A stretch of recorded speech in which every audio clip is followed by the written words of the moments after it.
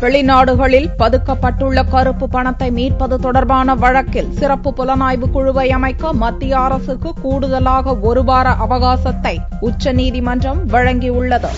வெளிநாட்டு வங்கிகளில் இந்தியர்களால் பதுக்கி வைக்கப்பட்டுள்ள கருப்பு பணத்தை மீட்டு இந்தியாவுக்கு கொண்டுவர மத்திய அரசுக்கு உத்தரவிடக் கோரி மூத்த வக்கீல் ராம்ஜெத் மலானி தொடர்ந்த வழக்கு மீது உச்சநீதிமன்றத்தில் விசாரணை நடந்து வருகிறது. கருப்பு பணம் தொடர்பான வழக்குகளை கண்காணிப்பதற்காக நீதிபதி MP ஷா தலைமையில் சிறப்பு புலனாய்வு குழுவை உச்சநீதிமன்றம் 2011ஆம் ஆண்டில் நியமிக்க உத்தரவிட்டது. ஆனால் பல்வேறு காரணங்களை கூறி சிறப்பு புலனாய்வு குழுவை நியமிக்காமல் 3 ஆண்டுகளாக மத்திய அரசு இழுத்தடித்தது. இதனால் கோபமுற்ற உச்சநீதிமன்றம் 3 வாரங்களுக்குள் சிறப்பு புலனாய்வு குழுவை நியமிக்கும் அறிவிக்கையை அரசிதழில் வெளியிடும்படி கடந்த மே 1ஆம் தேதியன்று கெடு விதித்தது. மத்தியில் ஆட்சி மாற்றம் ஏற்பட்டுள்ள நிலையில் உச்சநீதிமன்றத்தில் கெடு வியாழனன்று முடிவடைந்தது. இந்த வழக்கு வெள்ளியன்று PS சௌகான், AK சிக்ரி ஆகியோரை கொண்ட விடுமுறை கால பெஞ்ச் முன் விசாரணைக்கு வந்தது.